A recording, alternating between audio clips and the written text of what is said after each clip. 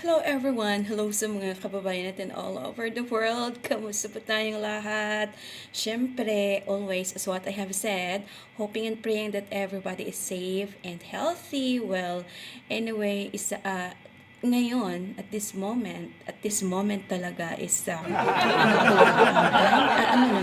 8:50 ng umaga at napaaga ako ng gising ngayon at ayun, fresh na fresh, nakaligo na tayo kasi you know what, I'm so excited to cook my tocino.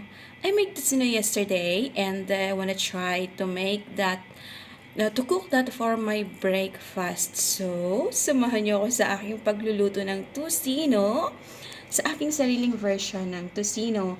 At kung bago ka pa lang pala sa channel ko, please like, comment, share, and subscribe. And please click the notification bell para maging updated kayo sa mga videos na aking pang i-upload. At lagi nating tatandaan, always cook with heart. Kasi kahit anong simple man ang ating niluluto, ay magiging masarap ito dahil niluto natin ito ng may puso. Hindi lahat ng mahal ay masarap. At hindi lahat ng mahal mo ay mahal ka. Kaya move on, kumain ka na lang. See ya!